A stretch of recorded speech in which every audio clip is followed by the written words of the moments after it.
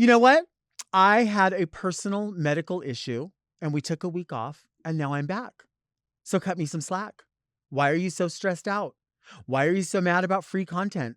What schedule? I explained myself to you and you still wasn't enough for some of you. You were like, well, I don't know. I mean, that's not really enough of a reason. Baby, I don't have to give you a reason. I honored you with the reason. I gave from my inside. I wanted to include you because you've allowed me to be with you. And then you decided to tell me that wasn't enough. Well, I'm not going to get above it. I'm going to fucking get below it. So guess what? Don't ask me shit. You just take from me what I give to you. You don't ask questions. You don't ask your parents, why do we do this? Why can't I go there? Because I said, that's why. That's why I wasn't here. But now I'm back. And I put on a big wig for you. Well, I didn't put it on for you. I put it on for me. You get to enjoy it as like a default. You know that. I do what's very Delta. We do what's very Delta, what's very Joshua, what's very Adrian, what's very all of us. You know what's not very? Is to get mad at people because they're having a medical issue. I jumped in front of it and you were still like, oh my God, I have to let this person know that it's okay this time. No, it's okay every time. Girl, she got pink eye and told everybody and they said that wasn't enough of a reason. So guess what she said? Guess what she said? She said, huh, huh, huh. Huh, fuck. I get pink eye, so what? Don't it make my brown eye? Don't it make my brown eye? Don't it make my brown eye bruised? Ooh, ooh, ooh, ooh. Whatever. So what? And I didn't even get like anything cool. Like nothing cool happened to cause it, right? Like I wasn't in a fight or I wasn't like, there wasn't like, I didn't have my rhinestone rim chair up where like all these cheeks were in there. None of that.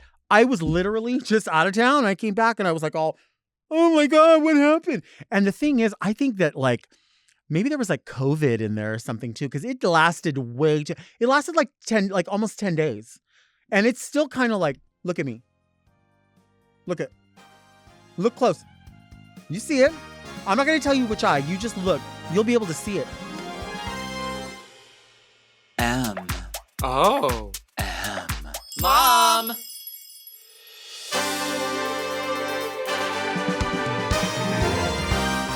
Are you a lady like me?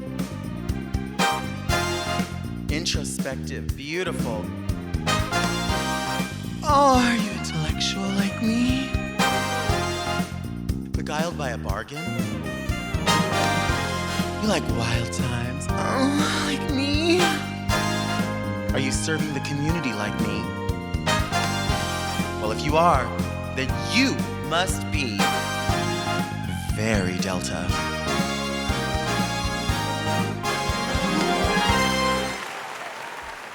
I'm Delta Work, and this is Very Delta, a luxury public access podcast and YouTube talk show where I look gorgeous, speak extemporaneously, and invite fascinating people to sit on the couch and get very Delta. Very Delta is for the woman who already owns the bottle, but will rub the magazine sample of perfume on her wrist just to experience the fantasy of the moment. But first, let's get into some things that are very Delta. Go off, Delta! Wendy's got me so fucked up again. Surge pricing, good luck. And the thing about it is, like, I am so gonna totally go crazy on somebody who is espousing bullshit, right? Like, full of shit, full bullshit, right? There's two camps here. And so if you try to, like, do something shitty, like change your prices. Do you remember when McDonald's pussied out? Like that documentary came out and they got all, oh, well, we know we offer healthy options. We have apple slices and we have, we don't have large sodas and all this. Are you serious? Why? Why not just go, yeah, okay. Well, you're fucking out of control. Oh, well, how about you don't order every meal at McDonald's and maybe you won't have that problem. I don't think it's the job of McDonald's or the job of Wendy's to pussy out. But so why not stand their ground? Do you see them? This is where I'm going with this. Why not stand your ground?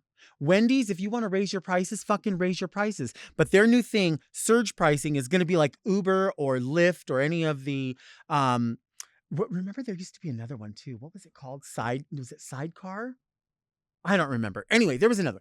Regardless, what Wendy's has proposed is that they are going to do surge pricing, meaning when a lot of people are at their location and a lot of people are ordering something, they are going to determine the price of that item. Now, they're trying to back out of this by saying, no, no, no, no, no.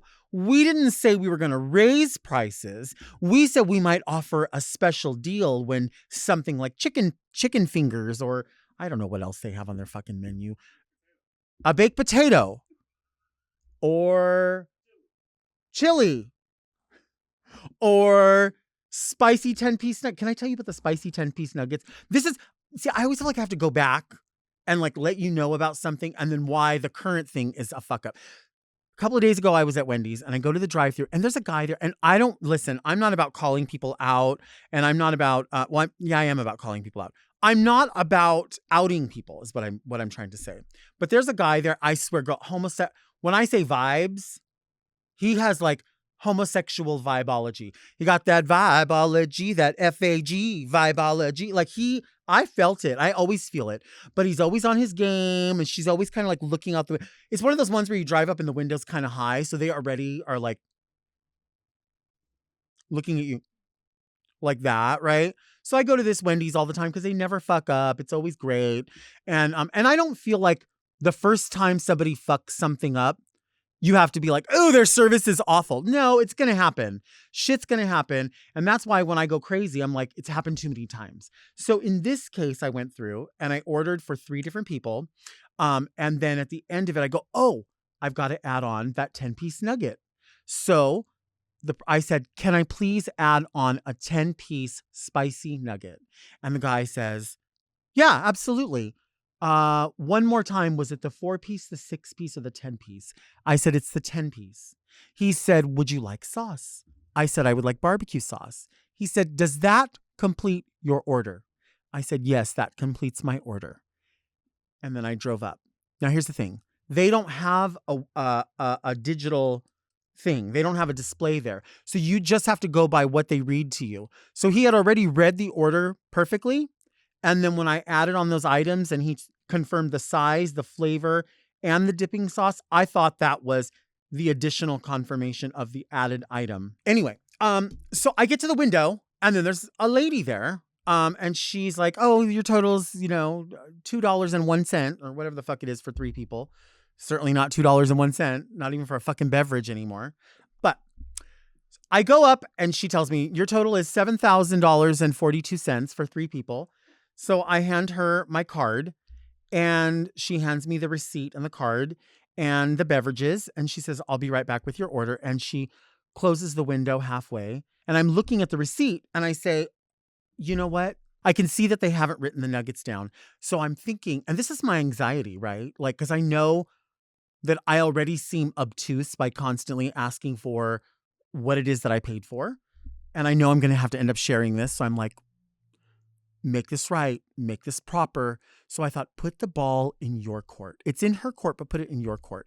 So I said, excuse me. And she opens up. She goes, yeah. And that's already, yeah. Like when your mouth is open, I already know you're a primate. You know what I'm saying? Like, come on. So she's like, yeah. And I said, I didn't pay for the nuggets. And I just wanted to go ahead and let you know that I didn't pay for them. And I want to pay for them. That way, if they end up in the bag, I just don't want anyone to get in trouble. Now, that was my nice way of saying someone didn't put that on the receipt. I didn't pay for it. And somewhere along the line between the presumed homosexual and the primate chola that came to me, there was a miscommunication somewhere. Not a big deal.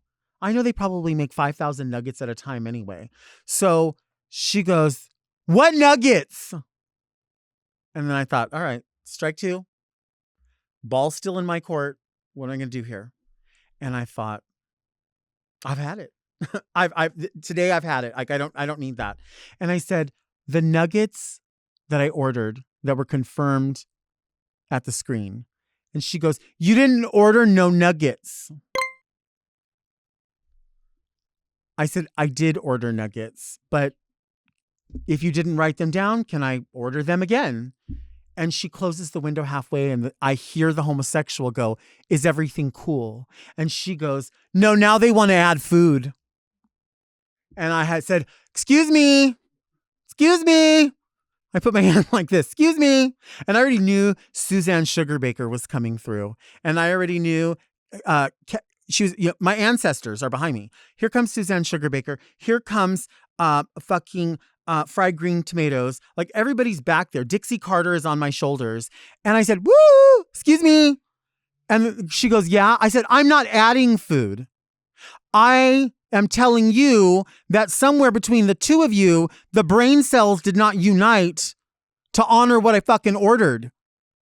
But I'm being nice about it because I know a lot of people are shitty and you've had 2 opportunities to be nice and now you're not being nice. So now I'm going to be meaner than you. I'm not adding food on. I wouldn't do that. I personally think that's a shitty thing to do. I really do. I will get back in line. Like if something fucks up, I'm not going to like park the car and walk up and be like, "Oh, this is wrong." I'll get back in line and I'll just say, "Hey," or I'll park the car and I'll just go inside and say, "Hey, I just came through, this happened, whatever." But when it's that shitty, I'm like, no, baby. I know this is your end game right here. I know this window, like you feel like you're Rapunzel throwing your hair out. Like you are the royalty. This will be your castle where you will die. This is the hill. This is not my hill. But I do keep coming back to these places because that's what's fucking around. You know what I'm saying? And they've never made a mistake before. At least, I mean, nothing as recognizable as that. So, I thought, whatever, not a big deal. I'll put it in. Maybe it was my mistake. And the offering that up, like, what was my mistake? Oh, I don't mind. And still she's like, "No, they want to add food." Oh, bitch. I ought to grab you through the window, pull you into the car, roll the window up so just your head is in there, and fucking drive away into the night. That's what I want to do. That's what I really, really want to do. Just to set an example for the world. That's what I really, really feel like needs to happen. I feel like a lot of people need to shut their mouth when they're talking to me. What is so hard about going, "Oh, I'm sorry." And that guy, that homosexual, I see you back there. You should have come to the front and said, "I am so sorry. We forgot about that. Not a problem. We'll add that on." I'm not asking you to come over here and fucking lick my ass. I'm really not. But I am expecting you to just acknowledge. Now, none of this would have been a problem if this old ass Wendy's that wants to surge their prices in 2024 could maybe get a little bit of that money and put up some monitors so you can read it and you could go, "Actually, no, the order is wrong. I added this on." The thing that you just repeated to me. Like, what else is happening in there? There's only one line and there was only one person running the microphone. Now, I can't fault homegirl primate up there at the window because she can only go off of what's printed. So maybe I have to fault that homosexual. Maybe I have to call you out. Come here. I want you to come right here. I want you to look me in the face and say that you did not confirm a 10-piece spicy nugget with barbecue sauce. It's okay. It's just a mistake. But when you lie to me, then we have a problem. I can't trust you anymore. How do you expect to go out to parties with your friends? How do you expect for me to allow you to have all the nice things that you want? I can't trust you. I can't trust you when you lie to your mother. Do you want to see me take a break? I think I want to see you take a break. You need to go on your 15.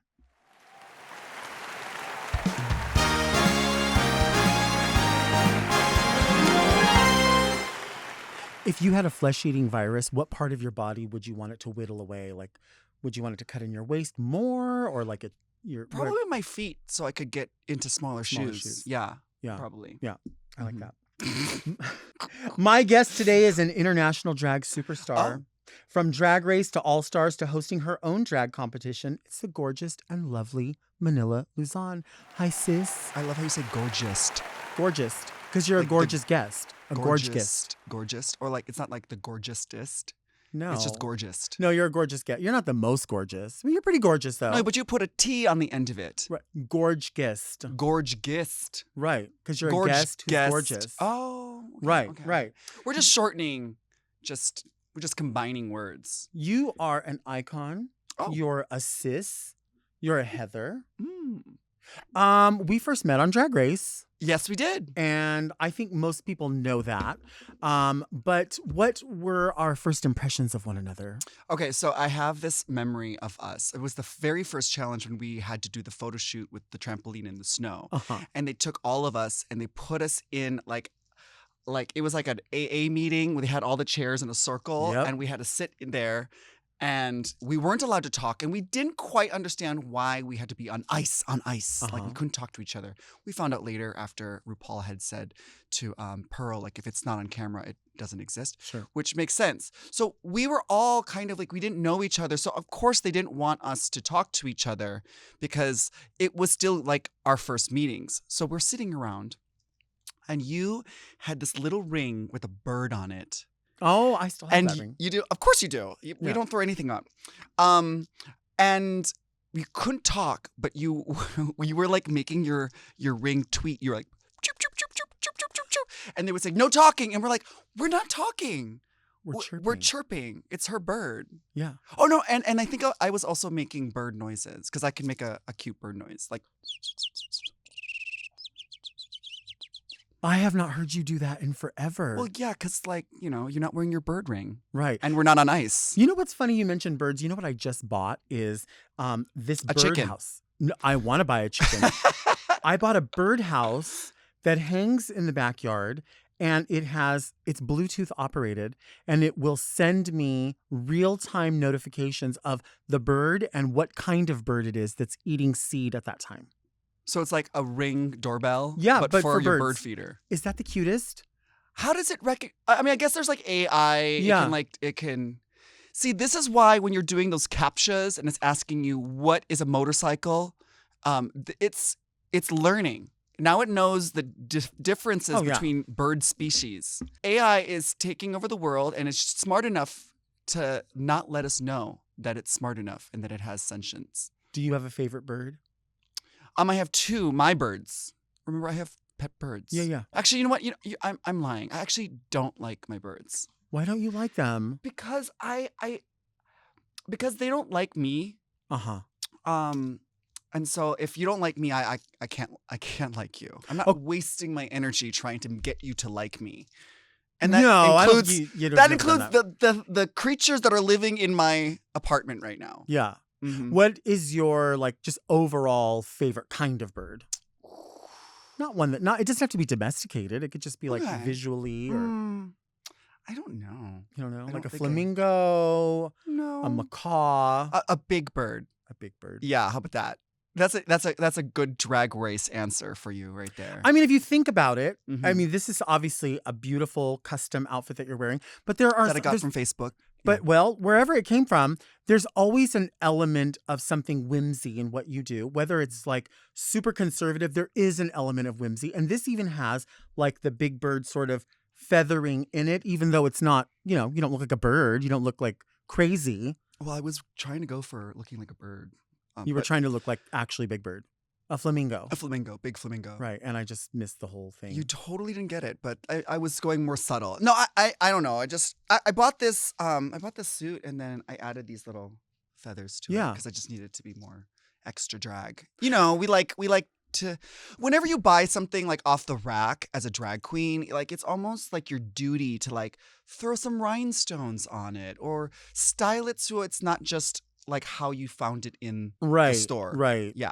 I mean, I think I remember in a recent season of Drag Race when Rue said something like, I don't want to see the H&M. And people, I think, took that very out of context because she did not mean that things cannot be, $5. She didn't say that. Yeah. Her intention was just what you said. Just bring it to another level where it's personalized for you, where it seems a little more than the person sitting in the front row watching the show. Oh my gosh, that is one of the first things I learned when I was a drag queen. When I first moved to New York City, I went to H&M. I bought this really cute black and white bold pattern dress, and I was some of my first times in drag when I was first moving to New York City. And there was a girl wearing the exact same dress as me, and Mhm. I was mortified because, girl, I had spent $34.99 on that dress. And honey, girl, this girl looked she was wearing it wrong, but she still looked better than me in it, which I was Well- so mad about. And how long had you been doing drag? a couple years at that point, Okay. maybe like on and off. Like I wasn't like, I wasn't like a professional drag queen until after I was on Drag Race. So Right. like, that was kind of, it was like one of the few times I went out in drag to party and to club. Do you think at that time or at any point in the beginning you saw yourself as being a full-time drag entertainer? You were going to entertain in drag, host a show. Like, did you ever think that? Honestly, no, I didn't. I remember reading this book, and it was like this life story of a drag queen, and Mhm. it was recounting her actual life. I forget what the book was called, The but life story of Jules Long Beach? it was probably that. Did she write a book? And did she even read?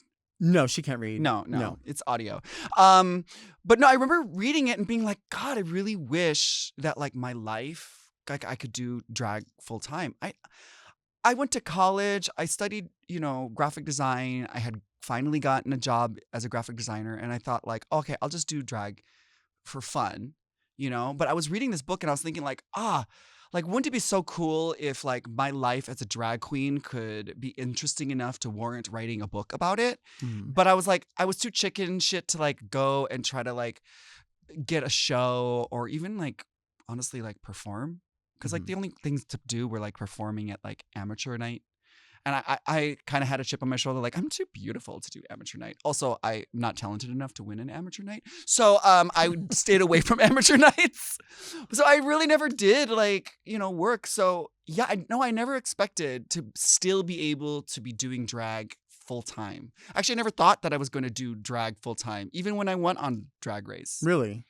Well, because we were on season 3 together. Like we only had the first season and the second season to really go off of. Sure. Now the queens like they go on to Drag Race with their merch already printed and their Right. catchphrases already Right. like and their alliances and all of their stuff already pre-planned. Like they know that they have the ability to make this something way bigger than what drag can be without the show. I didn't know that. Mhm. So I just thought that like after a year, once if they did a season 4, that I would have to go back to my regular job.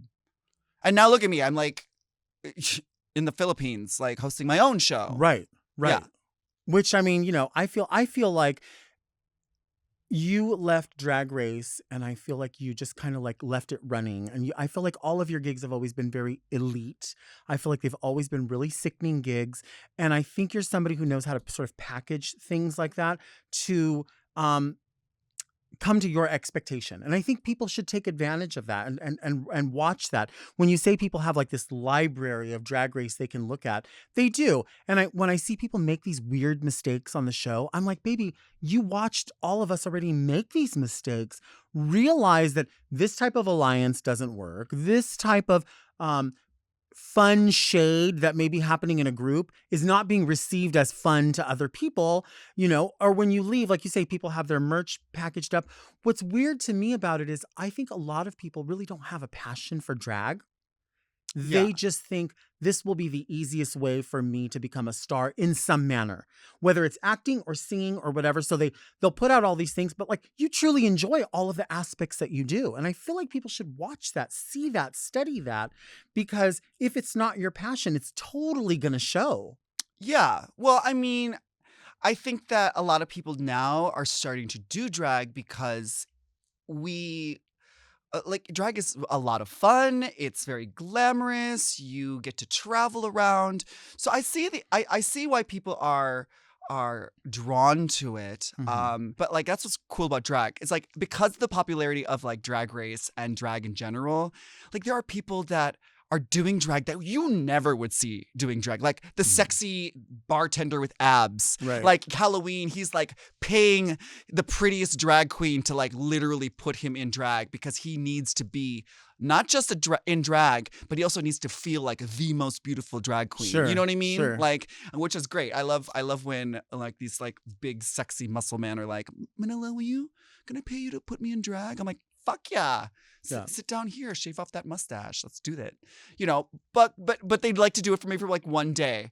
Sometimes though they get they really enjoy it. Like my drag daughter, Lexi Luzon, I hired her because I found her as a dancer and I needed a dancer to get in drag for a music video. And she loved it so much. And she's like, "You're my mom now." I'm like, "Oh, okay. Was that easy? All right." Now she's a working drag queen. Yeah. Yeah. Out in Yeah. New York. And she loves it. I mean, yeah. Right? Don't you love it? I love drag. Yeah, but we've been doing it for so long that we like that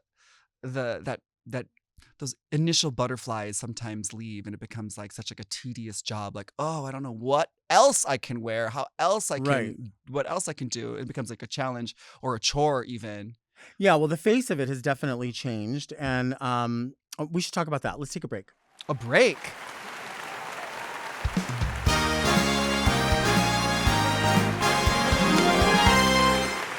We are back with Manila Luzon. You know, we were talking about doing drag and knowing it was something you were going to do forever. I can remember thinking to myself, it's what I wanted when I first went and saw Chad and all of the Dream Girls, and then they brought me in. And so I was working with the Dream Girls, I mean, a good 10 years prior to going on Drag Race. So I had that already with me. But when we talk about people looking back at that library of Drag Race, some of them are like, oh, you were on Drag Race? Like, because it's been so long ago. And naturally, I mean, I can't fault them. So when I see younger people that maybe get torn apart for not having certain reference points in movies, I have to think to myself, some of these people, like, they started drag 8 years after I left Drag Race. So their Yeah, reference like points 6 are months ago, some right. of them. So it is easy to say, oh, you should know this or you should know that. Well, I don't know some of the new singers. I don't know some of the new movies. So by saying, oh, well, you don't have the reference point, I don't have their reference point. So it's not fair. We had Sugar and Spice here who are super, super, you know, they're so young and their reference points are different, but their reference points, they also have many older reference points as well, just because they love studying all of it. Lux Noir, like, loves all of these reference points. So there's so many younger people that do have that, but they get lumped into this thing of like, none of you, da, da, da, da, da. Yeah. And I try to really check myself all the time and go, there was a point where you didn't have this. Yes. You know? There was a point. Yeah. But especially for when we were younger, Yeah. there wasn't as much access. Right. You know, because we're from the 1900s, girl. Literally. Like, the internet didn't exist. You couldn't just go on your little Right. like Palm Pilot phone or whatever and just look something up real quick. Like Right. you'd have to go to the library.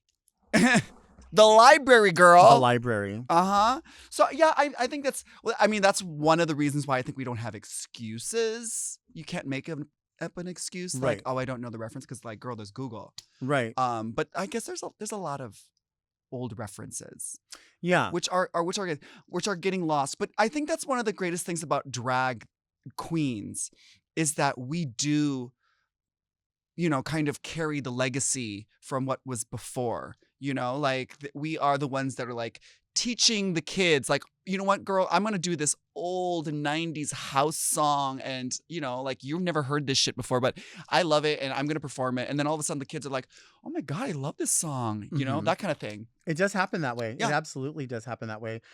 You were just in Vogue.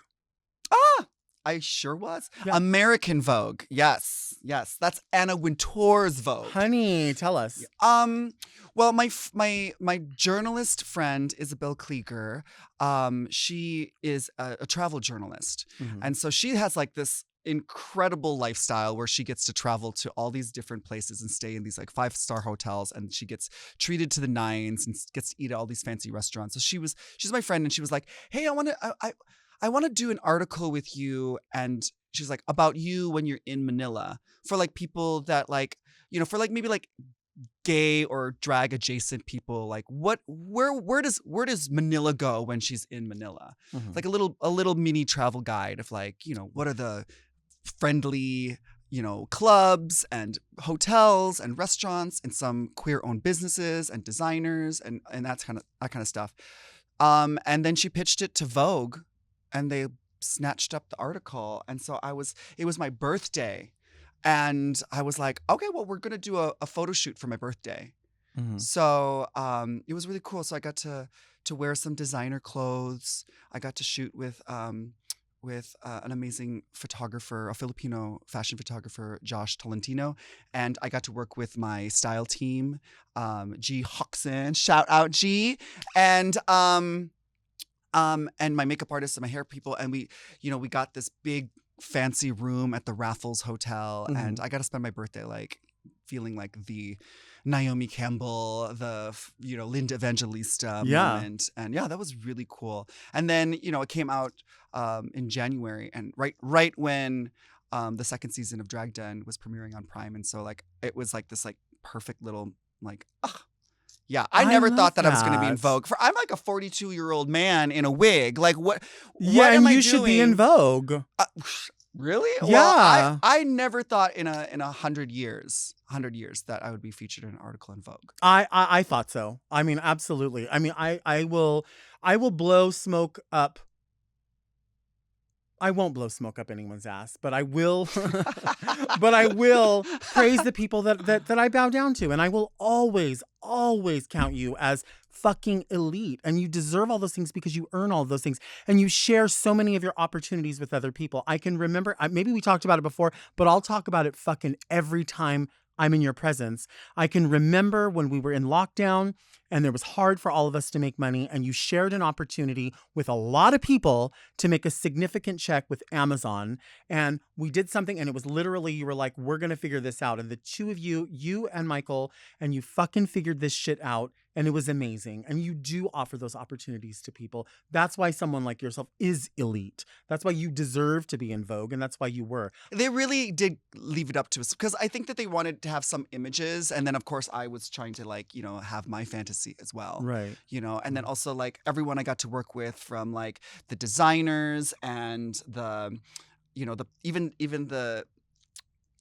my nails. I got to like pick out all this stuff. And it was really nice of Vogue to feature a lot of these like Filipino designers, which is great because the designers out in the Philippines are so creative because they take what is happening in the fashion world, but they like put their own Filipino spin on it. Yeah. So it was really cool. I got to wear this dress. It was actually a dress that I wore for the finale of the first season of Drag Den. And it was just sitting in the Philippines, there with my stylist. And she's like, you want to wear this? And I'm like, yeah, because I never got a chance to photograph it while I was on set. And so I was like, yes, this is the dress. And it's like, it has like a carabao, which is like a water buffalo in the Philippines, like, and has like this face on it. And it's very me. It's got like an animal. Like, it's not just like a pretty sparkly dress. It's like, it's got a carabao on it.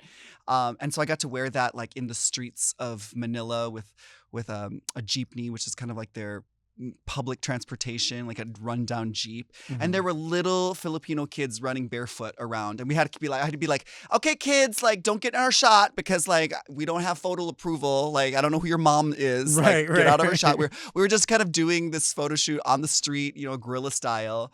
And so all the kids were like running around. They really had a great time, like with this, 7-foot tall drag queen and like this big photo shoot happening in the middle of the street where they were just kind of hanging out. So it was really fun. Did they know that you were the drag lord? They do now. Yeah. I hope so. I don't know. Do you put that in your bio, or like when you like, are you like, hi, Manila Luzon, the drag lord? Yes, I do. You should. Yeah, well, because like drag queen, like anyone is a drag queen now. Right. But like I am the drag lord of the drag It's a religious cartel. experience. Well, no, it's not like a religious. It's more like drug lord. Okay. Because like drag den is a pun on drug den, and like we have the drag cartel. What's the most glamorous drug? I'm told it's probably cocaine, but I think it's one of my least favorite drugs out there. Yeah. I think so. Why? Because it only lasts like a little bit, and it's really expensive. How much was it the last time you bought it? I don't buy it, but I know that other people buy it, and I just get offered it, and then I don't know. Girl, you're having me here talking about drugs, which we have an entire show about just my drug use, but I'm not encouraging anyone in any way to do drugs. Yeah, I'm a role model. But this is so funny because like I'm 6 years older than you, but we're generationally around the same time. Do you remember when it was like say no to drugs and the gateway drug, and like you're going to be so pressured? I have never been pressured to do drugs. Like I've never had people that are like, you cannot hang out with us unless you take some of my expensive drugs. Yeah, No and one has in all ever reality, done that. in all reality, people don't want you to do their drugs. No. Like even when you're like at a house party and some guy goes, "Hey, let's go to the bathroom." And you're like, we're not in public. Like we could do it right here. It's like, yeah, but I don't want anyone else to know that I'm giving you drugs because then Right. they're gonna want my drugs, Right. and drugs are expensive. Right. Yeah. I do remember like doing dare, like in grade school, and I do remember like them teaching you like there's gonna be some like shady man waiting outside Oh, the yeah. the playground who's gonna try to get you to do drugs and get you addicted. No, that's not the case. Like I don't know any drug dealers that are waiting around to get Like- kids, Like because opening kids up their don't jacket. Like, yeah, like kids don't got money. right. Like Well, certainly now. no, kids don't have money to buy drugs. No. Okay, but I did graduate with honors from Dare. I think everyone graduates with honors at Dare. Uh-huh. I remember learning the little jingle or the song. I don't remember it now. I remember having the T-shirt, Mm-hmm. the Dare to keep kids off drugs T-shirt. But I also do remember when we were learning about it because they lumped alcohol Right. into it as well. Right. Like don't do drugs and don't do alcohol. But I do remember like as a kid even remembering like, yeah, I'm not going to do drugs or alcohol as a kid. Mm-hmm. But once I'm in college, Right. I watched all these movies of like college. The college experience was like people going to keggers, people going to frat parties, people getting drunk, people doing drugs. And so I always kind of knew in the back of my head, like, I'm not going to do drugs or drink alcohol until I'm in college. Right. And then Until I'm a grown adult. And I do lots of drugs. lots. And tons. now that I'm older, I'm doing a lot more of these like pharmaceutical prescription drugs, just to keep Well, me healthy and to keep me going still, girl. But it was always, like smoking weed is the gateway, and everyone I know who smokes weed, and they're like, wow, I feel like coloring, or like I'm gonna sew buttons on this. Like that's where it goes, and it doesn't go anywhere for that. So I'm like, wouldn't you advocate for that? Like, wouldn't you want people to just get in a space where they're just chill and then creative? Like, you would think that people would love that. I personally, I feel like I would want that, but I know that my experience like was always in college, and that was like I just became like really like nervous about everything, and I was like, the cops are here, and like that was always, I tell people that because that's the truth. That's Yes. really, so I wasn't, but it's all different now. Everyone says that it's more, you can pick and you can choose. And I felt like back in the day, it was just kind of like, here's a bag of fucking dirt weed. Everyone enjoy Everyone yourself. gather around. Yeah. Yeah, let's stuff it in this like bong I made out of an apple. Right. Right. Well, I mean, I'm all for trying new experiences. I mean, but everything is fine in moderation. You know what I Mhm. mean? I know the thing about it is that there's a lot of drugs out there that are addictive, Right. incredibly addictive, Right. and can ruin people's lives. Like right now, like in the LGBT or especially the gay community, like meth is like such a terrible drug because Mhm. it's being used because a lot of people are combining it with sex, and like we're such a sex driven community or culture, so they think that like, oh, I have to like do this meth and then I'm gonna blah blah Right. blah, but it's so addictive. So I understand like why we need to be very careful about it, but I'm also like I feel like everything is fine experiencing in moderation. You know what I mean? Like I know that like McDonald's is not healthy for me, but bitch, I'm in that drive-thru at least once a week trying to Right. get me that super flat cheeseburger and Oh, some yeah. nuggets. What sauce do you have with your nuggets? I'm Asian, so I use the sweet and sour. Uh-huh. I think that's like that was always the dipping sauce that my mom would get for us. Uh-huh. And so that's just like nostalgia. Like I do like a ranch. Mm-hmm. I will tolerate a barbecue Mm-hmm. for other thing. I do not like honey mustard for some reason. I don't know. I mean, but you've been spending a lot of time in the Philippines. Have you had an interesting food experience in that time that you've not had before? Okay, so we're segueing from drugs to now delicious Filipino Which food. is my drug. Oh yeah. Yeah, See there, yeah. everything in moderation, girl. Yeah. Well, Or or not. or not. I'm addicted. I'm addicted. I'm addicted. I'm a dick pig. I'm a dick pig. to Oh, you. addicted. Um, Not dick pig. I'm a dick pig. That too. Uh-huh. I like eating lots and lots of dick too. Yeah, Uh-huh. exactly.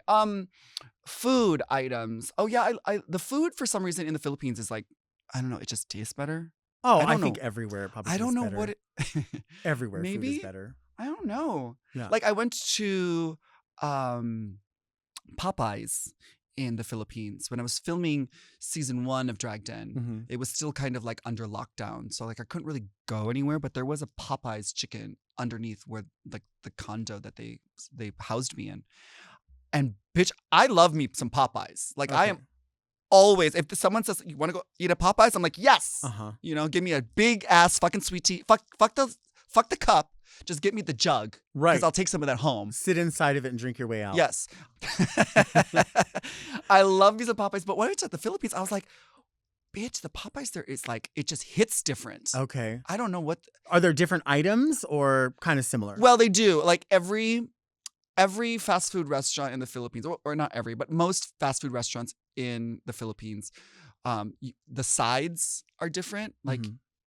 yeah, you can get fries. Yeah, you can get the potatoes and the gravy, but they also have spaghetti. I'm down for that. It's good. I'm not gonna lie. It's a different experience, but like once you, it's not a hard thing to like be like, oh, okay. It's not what I Right. was expecting, but this is still good. I was really counting on you to say like I was inside of this beautiful like cave that was full of uncut emerald gems, and I ate this like there was a pig on a spit, and like people came down and washed your hand. Like I wasn't expecting Popeyes. Oh yeah. I thought it was gonna be something so glamorous. No, Why do you let me down? Well, usually when I'm in the Philippines, I'm working so much that like I'm in drag so much of the time that I'm not even hungry half the time because I'm like, I got my makeup on. I don't want to eat. I don't like crumbs in my lipstick. So a lot of times when I'm in the Philippines and I'm working a lot, like I actually don't get to eat. I don't like crumbs on my lipstick I either. hate it. Because they won't come off. No. And then you put a napkin to like try to get them off, and then there's some sort of like hairs from Yeah, the the cotton. fibers from Yeah. the paper napkin. No, Fiber I slips. hate like of all the makeup and all of the drag, the thing that I hate the most, it's the most uncomfortable, the first thing I want to take off is the lipstick. Yeah, it's gross. It's so gross, especially after a long day of drag. Yeah. Because there's just something about, ooh, and have you ever had it like when you start to like, your skin starts to peel? It's happening now. It's because it has like, you have this moisturizing like cream-based like thing sitting on top of your lips, Mhm. and it kind of just like, it just softens all the dead skin. So, I never remember to like exfoliate. I never do either, and I have all these products. People will give you like a free something to try out, and but I recently invested in a lot of different liquid lipsticks, which are so many years ago. Like I jumped on that trend way too late, and now I'm using them, and then I'll put gloss over them, and it makes it even worse. So then it's like clumpy and peely and skin, and I just let's take a break and go do some lip scrubs because I can feel it. Yeah, like just talking about it is making my lips like feel so nasty. Let's take a break.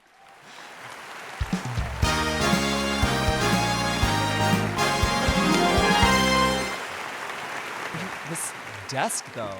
So the girl that did this, found this desk on Craigslist, and it was completely and totally like busted. This was all glass. It was in like a salon somewhere, and she replaced all of this, put all the hardware, painted it, added all this to it. Like if you look at the back when we're done, Wow. she's amazing. She's I amazing. love it. I love the set. It's fun, right?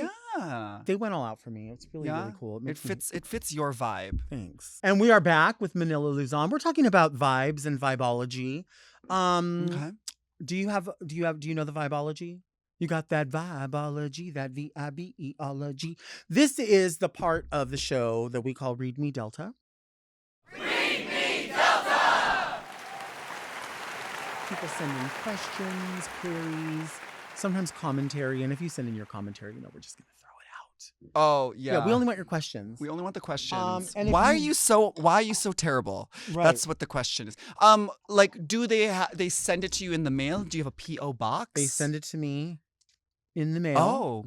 And like some people can send them to readmedelta@gmail.com. Okay. But some people will send them just like that. Isn't that beautiful? And I love beautiful stationery. I love my collection of letter openers. I as you know. see. I collect This is letters. like legit. Like there's no postage stamp, which means Right. that this was hand delivered. We don't speak to people who have no manners. So this Right. was like presented by someone. Here, you have been given this letter. I like the word presented. Yes. Do you ever see like romance novels that like try to not use too overtly sexual things? So they'll say like she presented herself to him. Yeah. He showed her his sex. Oh, I like that. I like it too. Wait, so do you read? Well, I mean, you read these letters, but do you and you read? But you read like grocery store romance novels? I've written flash fiction like that. You've written? I've written sexually erotic flash fiction. I kind of love that. Yeah. Now, did the cover of your flash fiction have that that hole cut out? It was of never the book published. cover? It was never published. I just only went on my Patreon and read it. Oh. Yeah. I- And read it, not read it. Ah. Read. You went onto your Patreon and you read Right. out loud Mhm. your People come to my Patreon for several different pieces of content, and I have more than one, but they're different names. Do you present your sex on your Patreon? Well, on certain ones, I just can't tell you which one it is. You have to dig around and find it. Oh, you have to dig around in there. Okay. It can be found though for Yes. lovers who love other lovers. I see. Yeah. I see. Dearest Delta and fantastic guest. That's me. What are your retail fart spaces? Let me explain. Whenever I'm browsing in a thrift store, something in my mind and body recognizes this space as one of my comfort and safety spots. I start to relax. I go into a zen state and consequently start to fart. And I fart a lot. This also happens to me at Marshall's, Dollar Tree, What? and Barnes & Noble. Oh, especially Barnes & Noble. Is this a universal human experience or is it just me? If this happens to you or your guest, what are some of your retail fart spaces? Regards, Maya Butt Reeks. Actually, I live for this letter. I don't know if it was an article or a YouTube video, but there was a study that was shown that people that go to bookstores, there's something about going to a bookstore that makes you have to shit. I experience this anytime I go to Santee Alley or like the Garment District downtown LA. All of a sudden I have to go, and you know, because you've been there, there are no toilets. There's nowhere to go. You can pay $2. There's like one restroom that you have to pay $2, and it is the nastiest.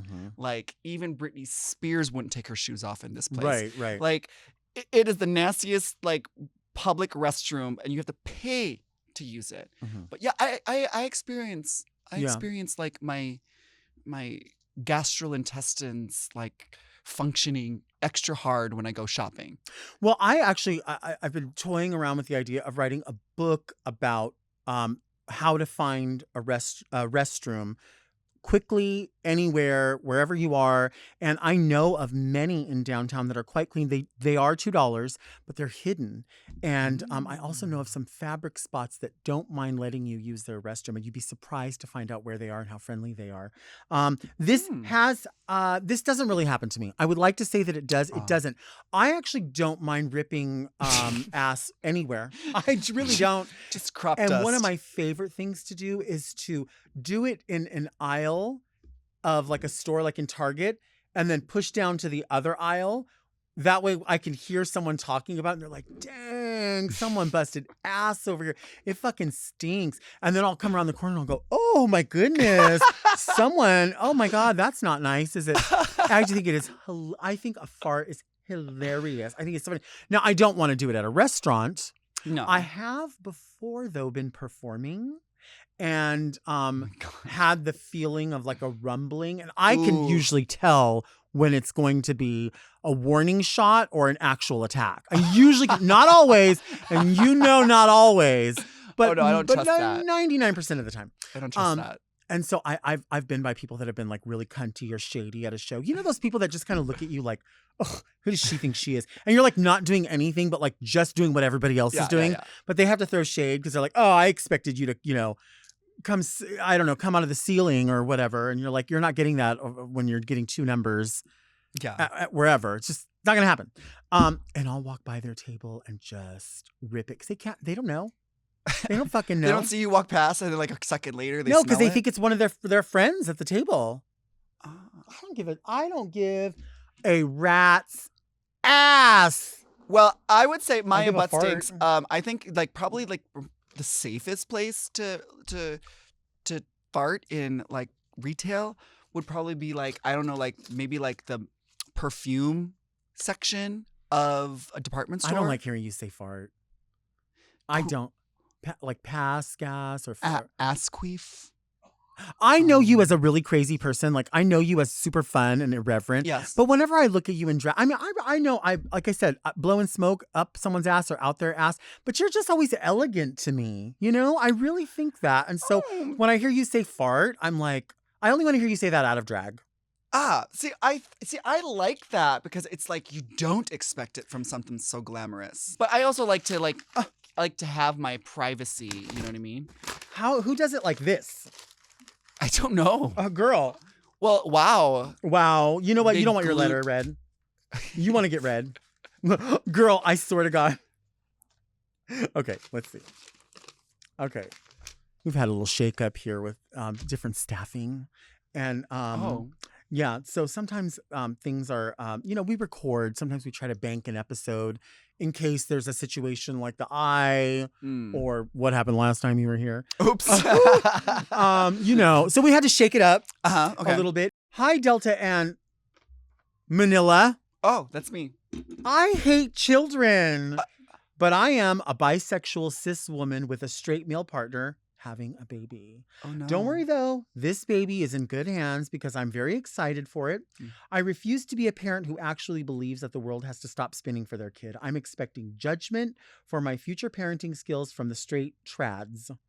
I believe that people, especially in the US, underestimate the intelligence and capability of their children, i.e., ordering food at restaurants to the waiter or waitress when that child can fully talk and order their little ass kid's meal on their own.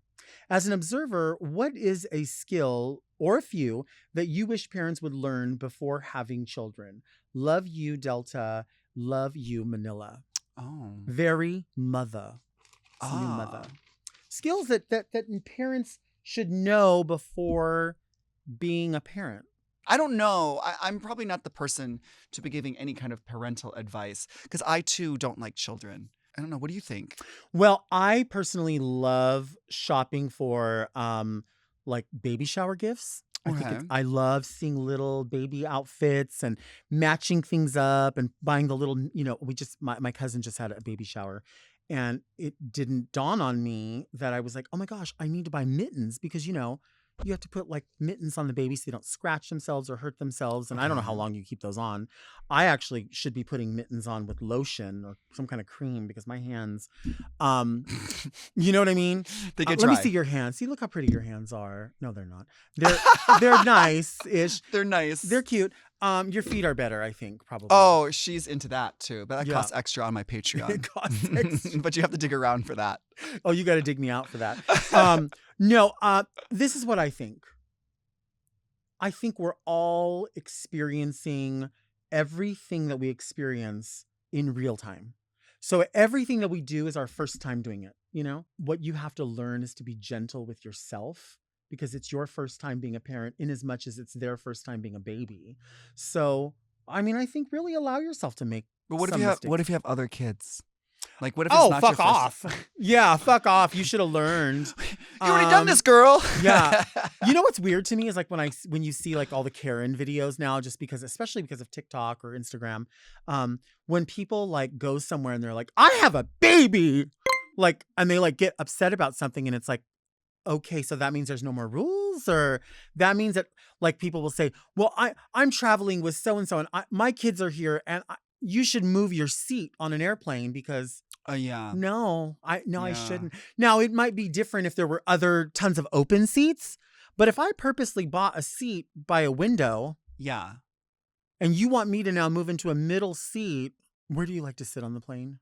I like to sit by the window. Mhm. Because I know that, like I have long legs and sometimes people say like, oh, I'll have more room in the aisle. But like, no, that you don't, because Right. you're gonna be You don't. if you're spilling out into the aisle, like you actually can't be in the aisle because you'll get bumped by like the cart, or people will trip on you, or like everyone like just elbows you in the head. I don't like that. Also, I don't want to like have to get up for someone who has to pee. I would prefer me to be like, hey everyone, get up, I have to pee. Like, I would rather be the one that's in charge of that. You know what I mean? As opposed to be like, I'm like watching the Avengers movie and I got my earbuds in and I'm like really getting to a part and I have to stop it because like the person next to me now wants to, like, now they have to pee. You know what I mean? Right. Like, I would rather be the person that's like, I'm going to pee now. Everyone has to get up now. We are going on a trip soon, and we were talking about the logistics of it. And myself, Big Dipper, Meatball, and we were trying to imagine the three of us in one row. Yeah. And I thought, no, like, I don't think that could ever work. You know No, what I mean? no, you should all get separate rows. Separate planes. Yeah. Separate planes. You're working on the new Alaska musical. Oh, yeah, I'm super excited. Yeah, this month I'm doing Drag the Musical. They're doing another run of the show at the Bourbon Room in Hollywood. And it stars Alaska, Nick Adams, who is so talented. He's a huge star on Broadway and he's done film and TV. And so he's also one of the leads. Joey McIntyre from New Kids on the Block is in the show. And it's like kind of surreal because like I grew up watching this. The Right Stuff. Yeah. Okay. Yes. So he's in it. But also Jujubee's in it. Jan, she's in it. Laguna, she's in it. People, however they choose to identify, can buy the tickets at the website below. It might be in the description. They might even have a budget for graphics on Very Delta. I'm assuming they do. Maybe they don't. Just come to fucking Google it. Google fucking it. If you want to fucking go, Yeah. fucking show your love. Show your love. I mean, it's shit. really I don't have cool. to fucking do everything. Well, I think it's really great because it's a new original musical. It's not based on a freaking Mean Girls movie or a Legally Blonde movie. It's not like just using the music from Green Day. It's like real. It's written in part by Alaska. She wrote the book and some of the music. So I mean, it's really good. I'm excited to be in it. I love it. Yeah, so go check it great. out. Can we tip the girls? Yes, I don't care if I'm in the middle of my solo number. You can give me dollars. I'll accept pesos too. Thank you for being here. For the second time. With the cameras on, hopefully. Yeah, this is all going to be great. Thank you all so much for listening and watching Very Delta. Our show comes out every Monday. Well, most Mondays. Search for Very Delta on your favorite podcast apps to listen to the audio only version if you can't take all this beauty all in one day. You can also sign up for our premium offerings on Mom Plus Gold by visiting mompodcast.plus, where you get weekly episodes of more Very Delta. And don't forget to send all of your questions to readmedelta@gmail.com. And you can follow me on Instagram at DeltaWork and follow you to hell. No, at Manila Luzon on all social media platforms, except for TikTok. But, you can find me there. Until next week, keep things very Delta.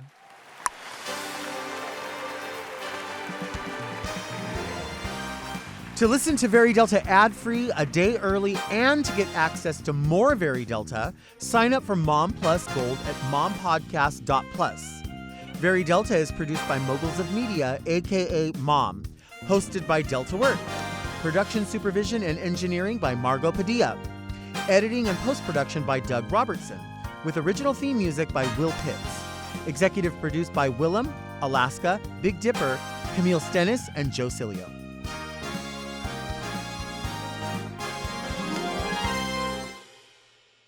Those of you who think I look better when I look younger can go fuck yourself. You should be watching or listening to another podcast, because here we wear what makes us feel good, not what makes you feel seen. So go fuck yourself if you don't like it. Guess what? Fucking chicken butt. Guess what? I don't give a fuck. Bring your homie too. Let his ass fuck while I'm sucking you. How about that? Fucking dumbass. You fucking reading people from your fucking mom's basement? Fucking freeloading Wi-Fi and electricity from somebody's fucking trailer and you're gonna read? Are you serious? Are you in there? That's not very anything. That's very full of shit. Mom!